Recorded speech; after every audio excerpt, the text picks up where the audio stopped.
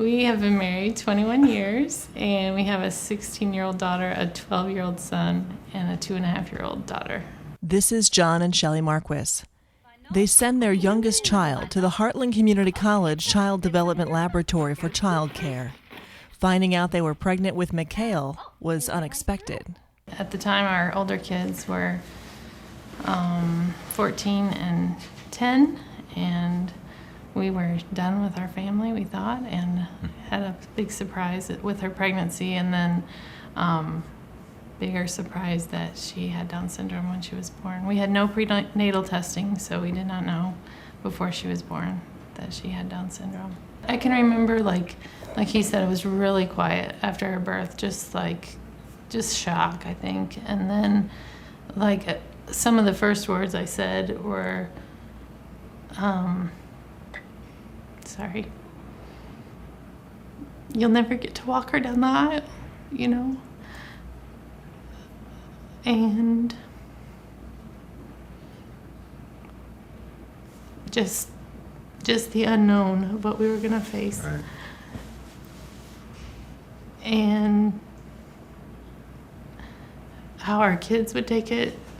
She was born at 11:30 at night, and I think, now, all that, looking back, that all happened for a reason, because we had overnight to process it before we told our kids, and it was still really hard on them. Right after birth, they gave her to me, and then, even looking at her, I thought, I didn't ever say it out loud, but I just thought to myself, I wonder if, and in the back of my mind, I'm thinking Down syndrome. Her eyes were just a little odd shaped and just different things. And then the way, I hadn't had a baby for 10 years, but the way then they just took her and didn't bring her back was kind of a clue that something was going on, because they tell you to nurse right away, and they want that bonding experience to happen right away. And then when there was time that passed, it made our thoughts, I think, a little more real. Well, it took a few days because she was under observation for a few days. She had low oxygen,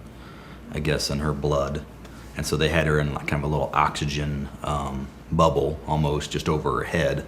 And so we didn't really get to hold her for 3 days maybe. Mm-hmm. It was just a helpless feeling, just really emotional that whole time, feeling like we wanted to help her, and just lots of different emotions.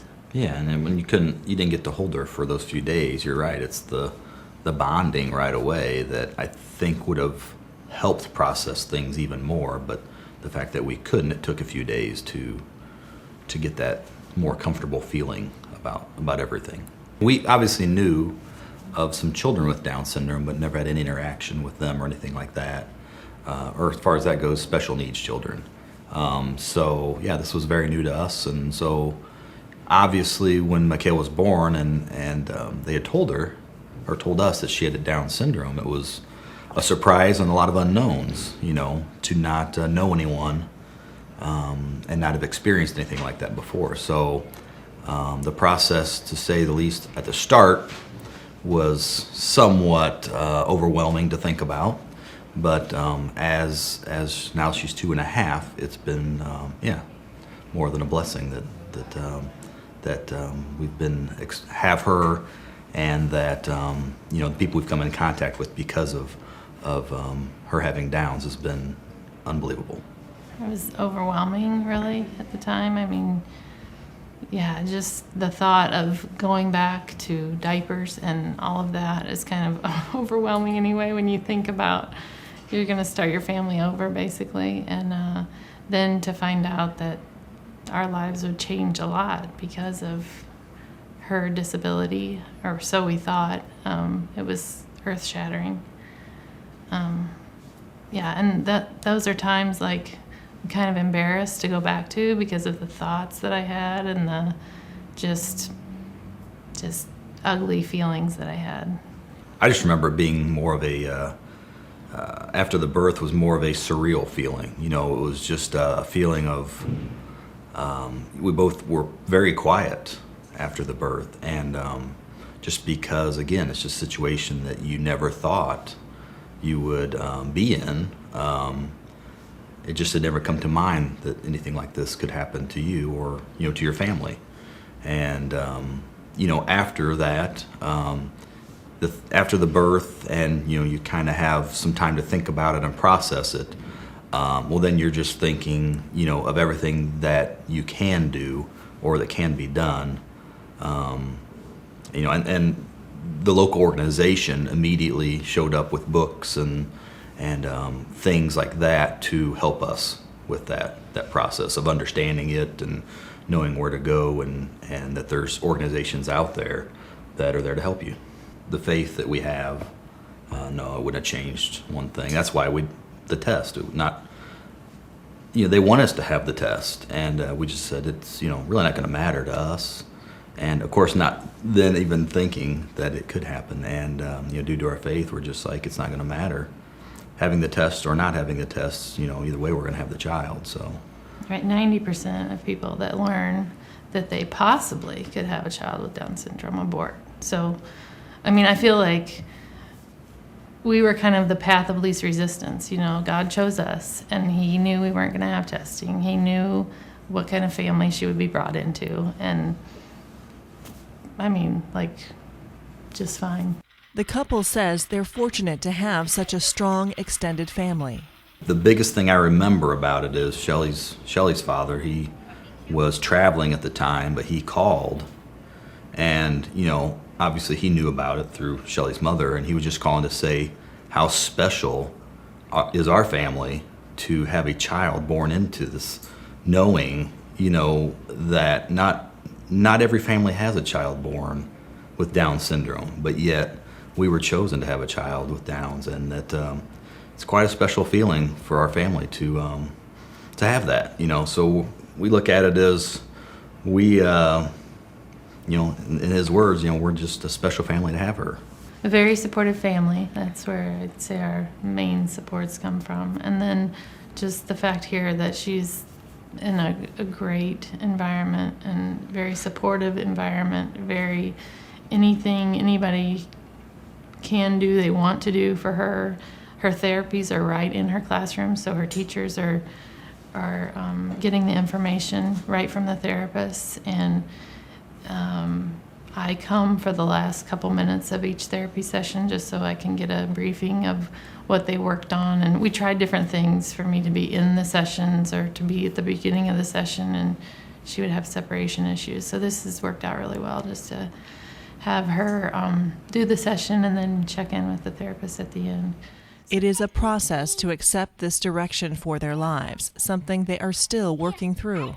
Yeah, we still have really good days and still have days where we're not sure about what's going to happen, but to be able just to go on with a normal life, I think you just the day-to-day of just living with her, you realize it's going to be okay.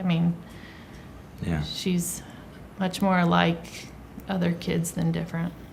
Their goals for Mikhail include as much happiness and acceptance as they can help her attain.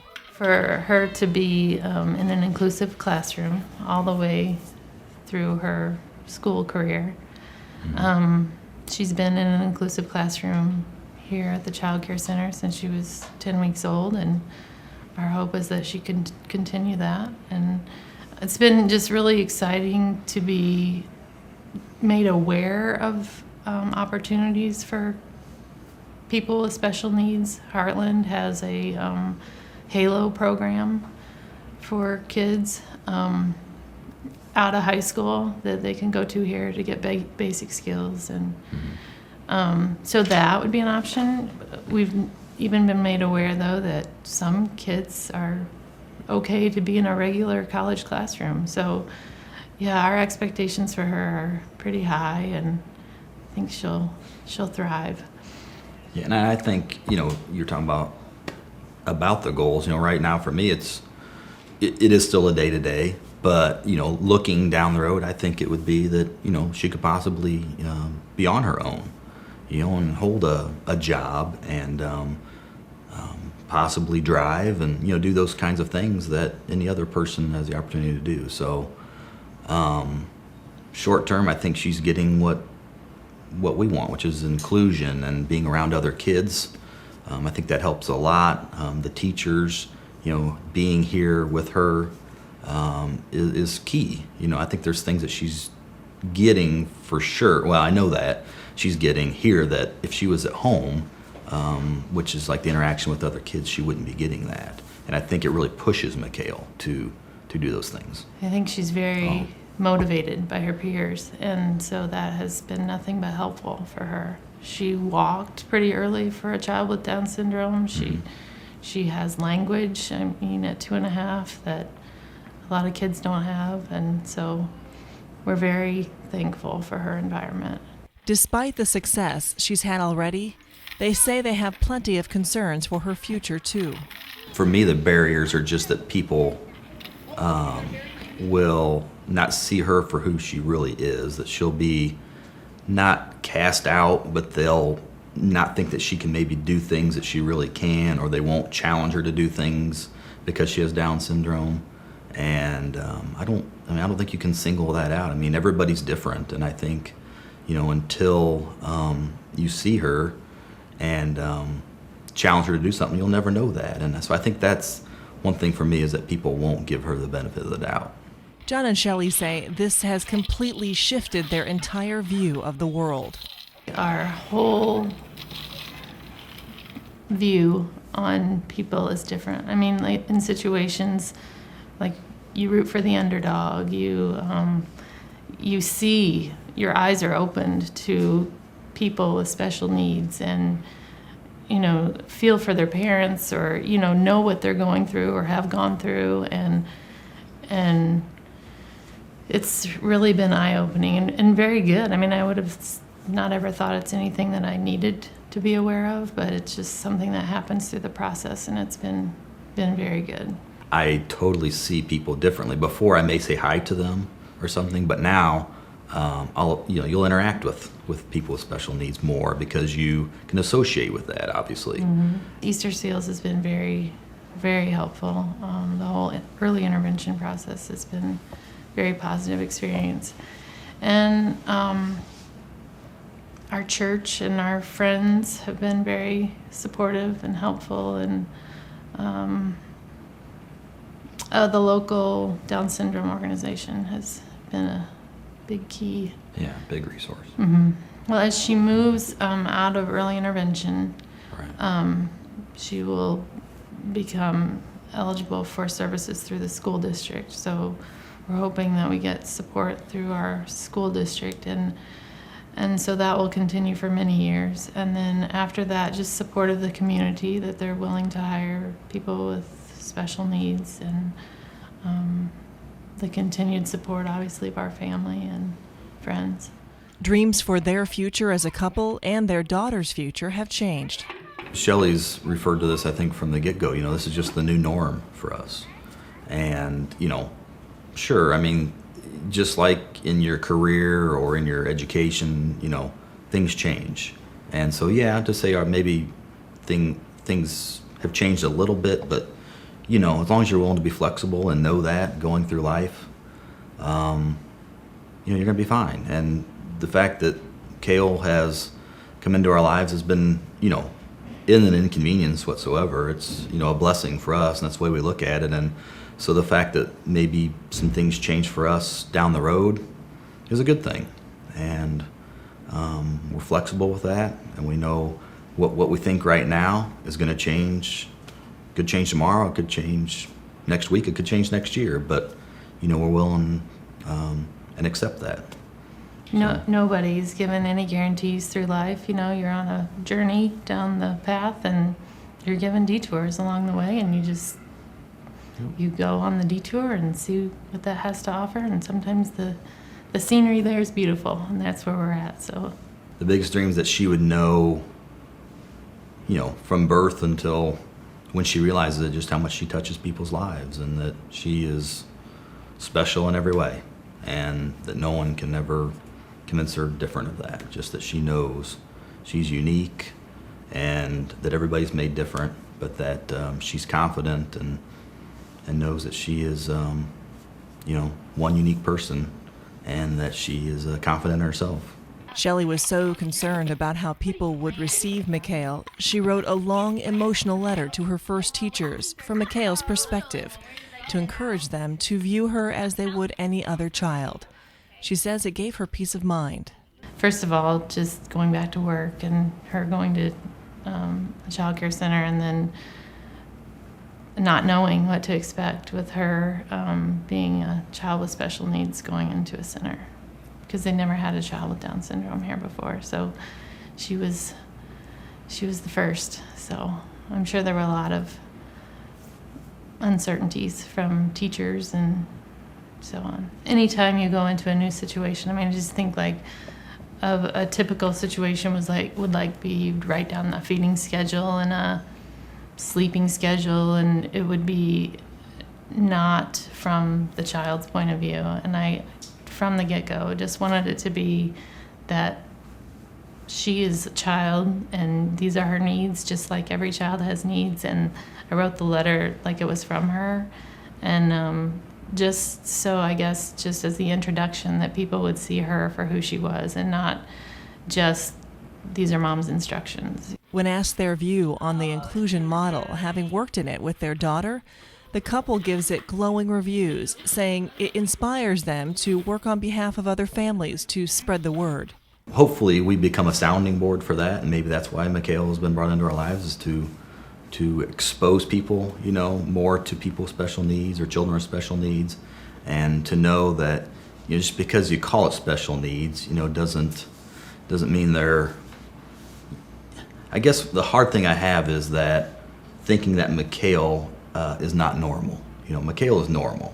She's just normal in a different way, and that people, when they view children with special needs, they don't think of them as an inconvenience or a problem, or they're special. Just that they know that they're children and they have needs just like everybody has needs. Since we've had Mikhail, we've had a new platform, or a new Sounding board. Just a new stance on things, I think, and to be able to be used for areas where we can be helpful by having the background of having a special needs child, whether that's here at the center or in the community, just to bring a different perspective to things that people may not have thought about before, whether they're trying to include people with special needs or whatever the case may be. I think we're kind of trying to use our experience as help to others. Shelley is now on the state steering committee of the Heartland Equity and Inclusion Grant, which Heartland revised from the Office of Special Education Programs of the U.S. Department of Education to increase the emphasis in coursework on young children and families who are culturally, linguistically, and ability diverse. If we were all honest, we would all have to admit that we have disabilities in some area. It's just some people get labeled with that because of a syndrome or of whatever the case may be. And I think that instead of focusing on what people can't do or the disability, you focus on the ability. And that's where I see that maybe my perception has changed a lot. And just the old, don't judge a book by the cover. There's a lot of background underneath the peelings of a person, and a lot of things wrapped up in a person that I think we have to look at closely and accept and cherish, instead of always thinking of the can't-dos and the inabilities. This is part of our lives right now, and we're enjoying it, and who knows what the next chapter is, but we're willing to see what that's going to be. Despite the questions Mikhail's birth has raised for them, they say her presence has become an answer they didn't even realize they needed in their lives. A welcome surprise.